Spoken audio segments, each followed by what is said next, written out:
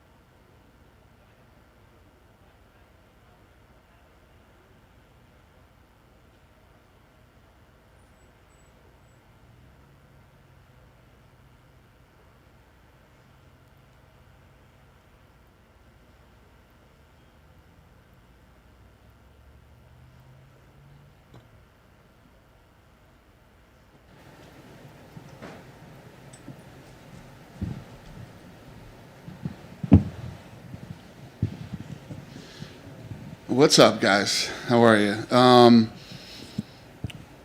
Tough one tonight. Tough one. Fight of the night is the main event.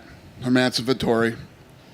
And then Jordan Levitt, one of the nastiest slams I've ever seen. And then we went with Gabriel Benitez with that knee to the body. Sure, some of you agree, disagree. What? I got to say Topuria, man. I felt like that guy deserved $50,000 as well. Yeah. So we, what I'm doing is obviously those guys win $50,000. Congratulations. But I'm going to take care of him, and I'm going to take care of Hill too. So those guys are going to get pretty decent checks. Very nice. Well, listen. Obviously, the main event was the fight of the night. Clearly, I mean, just give us your instant reaction to that one. I mean, I think a lot of people weren't sure what to expect, short notice, and all the changes. And those guys went out there and just slugged it out. Yeah, no, I love this fight. I love this fight coming in. If you look at, obviously, Hermanson, the number 4 ranked guy in the world, tough, well-rounded, and was ready for this fight. And then Vettori has fought Israel Adesanya, probably the best out of everybody. And I expected this to be a good fight, and it was. Lived up to exactly what I expected. As you move forward with Vettori, he was kind of low down the rankings, right? He had been waiting for a big moment like this. I don't know how far he'll jump up, but do you now see him as a guy that's like big fight next? I think he breaks into the top 5 with this one, yeah. I think he breaks into the top 5. First Italian to ever do it. You know, it's a big deal. It was an important fight in that division, and I'm excited for him. I think that kid's ready for anything. The flip side of that, Jack Hermanson, right? I mean, this guy goes through 3 different opponents. Mm-hmm. Man, and I know you like guys that'll get in there and fight, right? Do you, I don't want to say give a guy a pass, but when somebody takes a shot like that and makes these changes for you, when you're thinking of them moving forward, you think, well, let's give them a break in what we do with them? Well, it's a two-way street right now. I mean, this is the world we live in. You know what I mean? I was in the gym this morning. The Gonzaga game, number 1 versus number 2, got canceled today in college basketball. The big game that was supposed to happen on Thanksgiving got pushed back and ended up airing on a Tuesday at 2 o'clock in the afternoon. The Ravens and Pittsburgh, who's undefeated. I mean, the list goes on of all the things that are happening like this right now because of COVID. It's just, we all got to, pun intended, roll with the punches here. What do you see right now in the middleweight division? I mean, I know you're just trying to get through these next 2 events, but we know that Adesanya is going to move up to 205, right? So are you starting to think, do we need to do an interim title? Do we need to do something to keep the division moving while he's chasing 205? Yeah, no. I don't think he's chasing 205. He wants to take this fight. We'll see how that fight plays out for him, and then we'll go from there. One kind of scary moment tonight with Matt Wyman. You mentioned the Levitt slam. It seemed like he was up and okay, but do you have any report back? Yeah, he's okay. Yeah, they checked him out. He's okay. Not only was that one of the nastiest slams I've ever seen, it was a very weird sound in there tonight when he hit. It was weird. I'm glad he's okay, though. Yeah. That was nasty. We had kind of not to just set you up to tee off on the judges or anything, we had kind of a weird split decision where I think everybody thought, weird. What is this? And it's the same guy that had Paul Felder winning over RDA a couple weeks back. So I guess what was your take on that? And do you ever have conversations with the commission about, like, individual names? Yeah, I don't know how that guy could score that fight that way. I mean, I had a 51-year-old school teacher from Massachusetts that I grew up with who was watching the fights tonight. A woman, 51-year-old woman that I went to school with in kindergarten, text me tonight and go, I don't know shit about these things, but who judged that fight? I swear to God, that's the truth. That's how scary that is. And, it's not good. It's something that the commission needs to stay on top of, and they need to single out and call out people that continually make bad calls because they're going to fuck somebody's life up. They really are. Today was a great card. It was very entertaining. But, of course, we did have those late scratches. I'm just curious. I mean, obviously this is the world we're living in, right? But what's happening that these guys are testing positive on fight day? Like, how does it? They're testing negative. What is going on? I'm just trying to understand what's happening. Yeah, who knows, man? I have no idea. It's the COVID thing is more rampant now than another friend that I talked to today who lives on an island out in Alaska somewhere where they have a population of less than 4,000 people. Over 40 people have COVID there now, and it's like a big, huge deal. This stuff is definitely spreading. It's when we were first going through this stuff, I didn't know anybody that had it, and then one employee came up with it and then got through it quick. But personally, somebody that I was friends with hadn't had it. It's like everybody's got it. You know what I mean? When people test positive on fight day, I mean, do you look at that as, well, see, the system is working, or do you see it as like, how is this happening on our fight weeks? Yeah.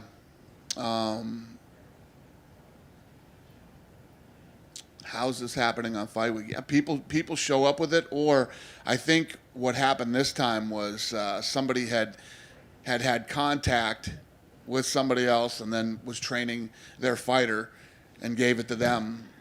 I don't know exactly what the deal was, but yeah, I don't know. Fair enough. Last thing for me, surprise news yesterday with the release of Yoel Romero.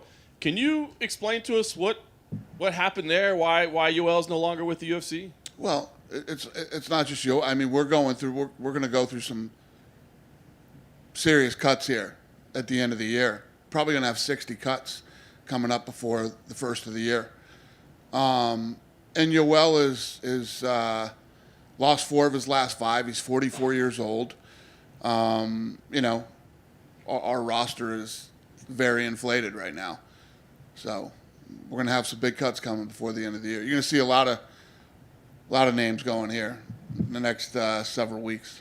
So with Yoel, it's that simple. I mean, I think people were saying, was there some weird negotiations happening, or was there something with USADA or anything like that? Nothing like that. No, we're just literally starting to go through the list, and he's 44. He's lost 4 of his last 5, and these are the tough decisions you got to make. So Dana, I know you don't like to make fights on Fight Night and stuff, but in his post-fight interview, Vittori said he wanted to fight Paulo Costa next. I wonder what you think of that fight. I love that fight. Can we see it? Love it. I don't know. Okay. Like I said, we'll see. But yeah, I love that fight too. A bit of a random question. I saw a couple of weeks ago you shared a clip on social media of an African young man training boxing. Can you foresee a future in this sport where you guys maybe set up PIs in places like that, but then give maybe scholarships to younger people to sort of eventually fund your own talent pool? I love all that stuff. I'm telling you, we started to go in Mexico, and that whole thing fell apart, and thank God that it did fall apart when it did with the guy who owned the real estate. And because then COVID hit right after, so I want to put this thing obviously behind me, but I want to do Mexico, couple in Mexico, Puerto Rico, Africa, and there's a couple other places we're looking at right now. But yeah, I'm going to pop these things up. And you could see yourself maybe, I don't know, giving them money or something, but giving scholarships to young kids so they can have a bit of help training and still go to school and stuff. Yeah, I think there's a lot of different things we could do. Yeah, I love it. Cool. That's my plan. Nice. And just an update on the UFC hotel. You guys are you still planning to build that? Mm-hmm. Yeah, that's still happening. Yeah. Cool. With that, I don't know if you've got this far ahead in planning, but would fighters just be allowed to come and stay there for free and train at the PI? Yeah, that's what it would be. It would be to bring our fighters in, to stay and whether it's training or fight week or whatever it might be. And I don't know how financially it's all going to work, but I was going to say, because otherwise they'll just move in. Out. We're figuring that out. Cool. Thanks, Dana. Hey, Dana. Hey. How you doing, mate? What's up, buddy? How are Killer you? card once again, man. Thank you. Appreciate it. A little bit of a thought-provoking question to start with. I'm a big fan of your mindset, and now we have the ability to play with some hindsight. I am curious to know, if you could go back to the start of 2020 and give yourself some advice, what do you think that would be? Well, like I said, some of the things fell our way and kind of worked out for us. Some deals that we had going on, and like I said, the PI, thank God that the land fell through on that deal. I don't know. I don't know if there's anything that I would do differently at the beginning of 2020, knowing what I know now. We got through it pretty well. We did a good job. I mean, I would have reinforced myself. Don't be afraid to fight through this thing and go, and do not listen to the media. Whatever you do, do not listen to the media. Awesome. There's so many amazing athletes coming out of the UFC at the moment and showing why they deserve to be here. I'm curious, what do you think is the most competitive division at the moment? The most competitive. Listen, 55 is always nasty and tough. Our featherweight division is looking good. Bantamweight division is looking awesome. That thing's all revamped and you gotta love the middleweight division. I don't know if I can't answer your question which one I think is the toughest, but not too long ago, it was a few weeks ago, we were all lined up that if everything went right, like the champ was fighting the number one contenders, and you had all these guys in the top 5 fighting each other, and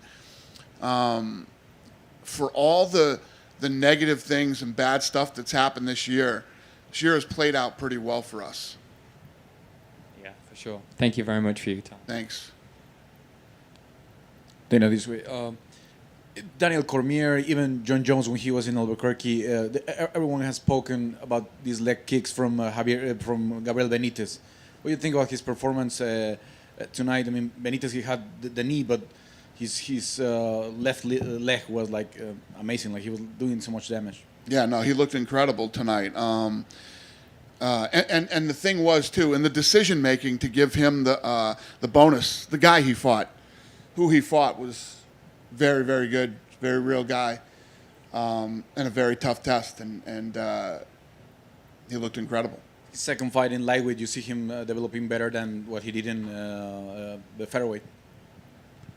What's that? It's his second fight in Yeah. lightweight. Do you see him developing better than what he did in featherweight? Yeah, I mean, what he landed tonight, when you stop a guy with a knee to the body, the way that he did, it's impressive. And now that we know the suspension for Jair Rodriguez, he's available to fight in March. Are you gonna have Sabit wait for him, or is there a chance that the Russian get another fight? I don't know. I don't know what we're gonna do about that. Right. Yeah, thank you. Thank you. Good, guys? Have a good night. Thanks.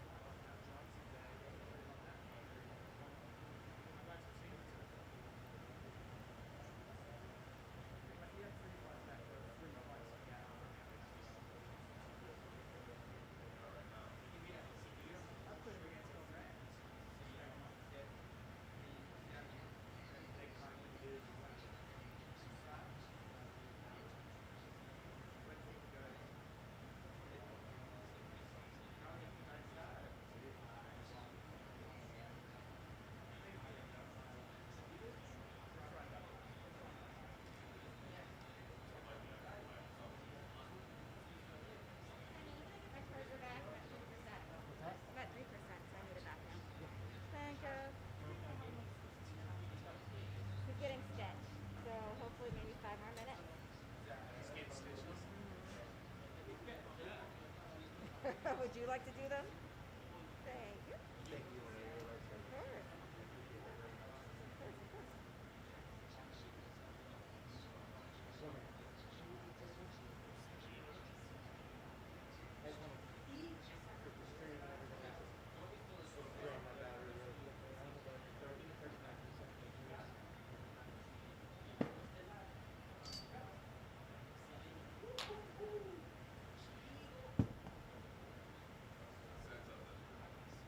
What's that?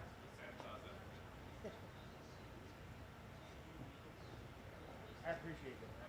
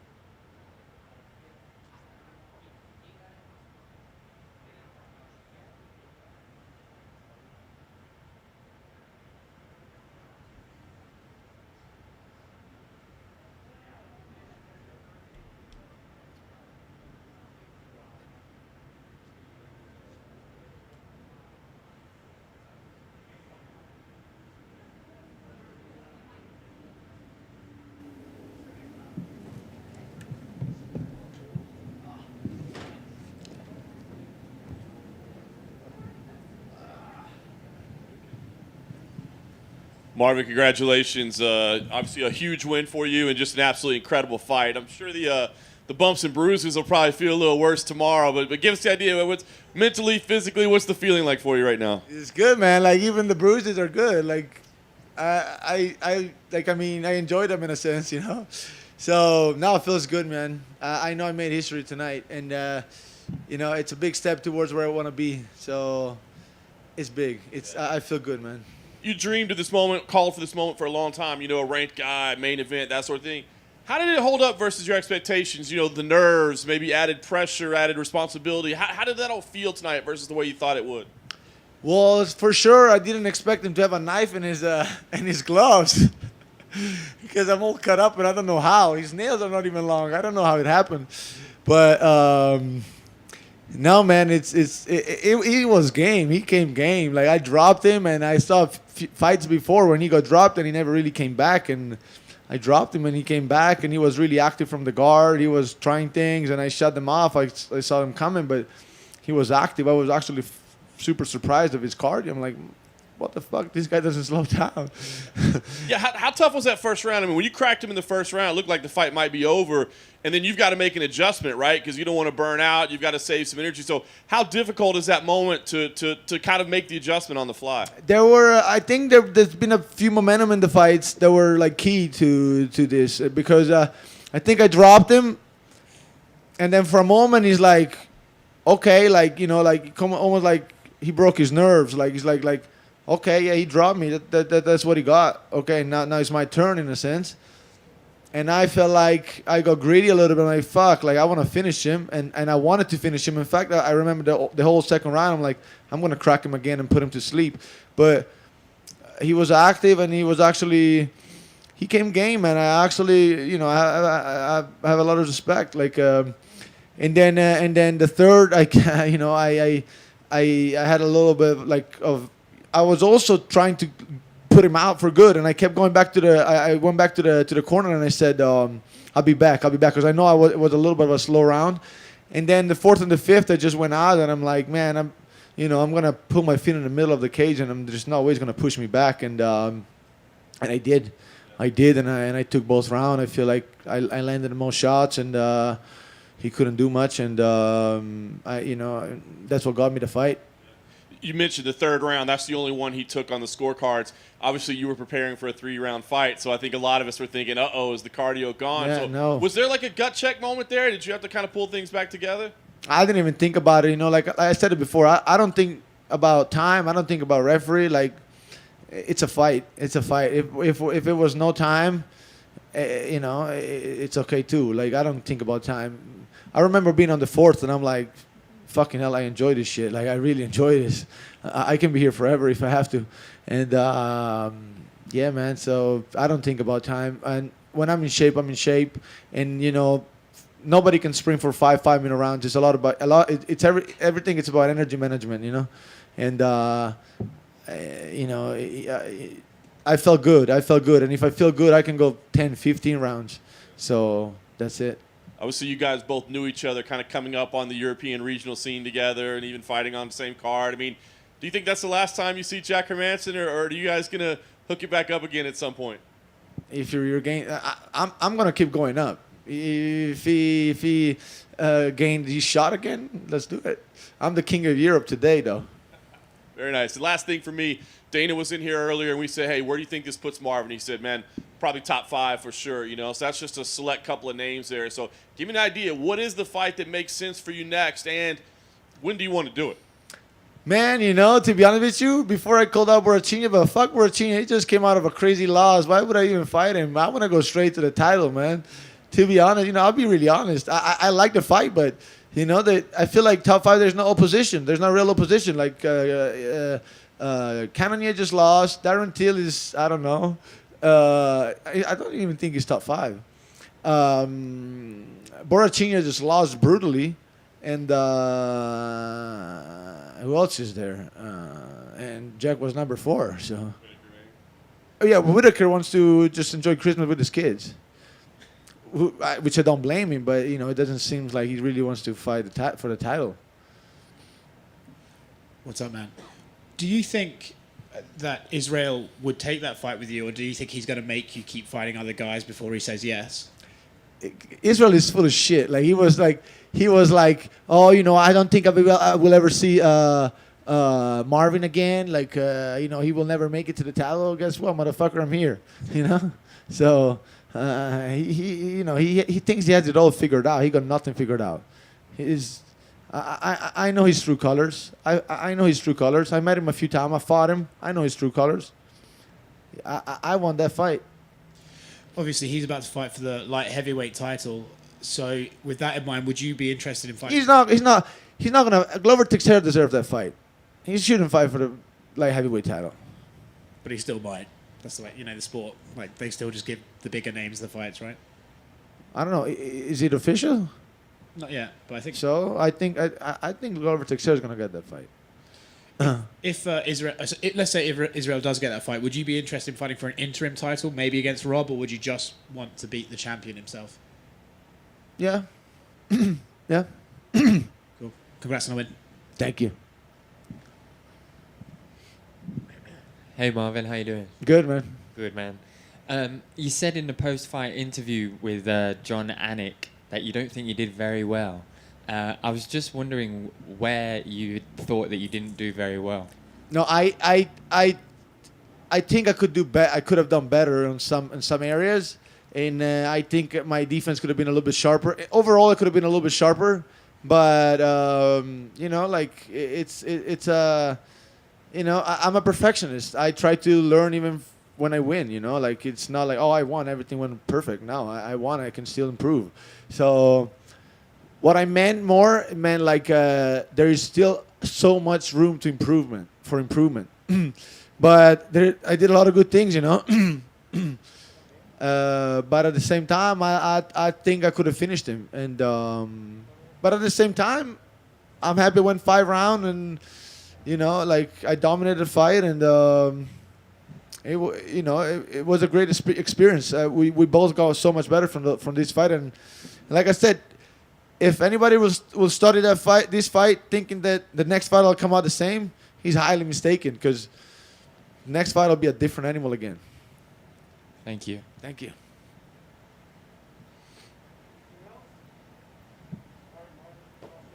Thank you, guys.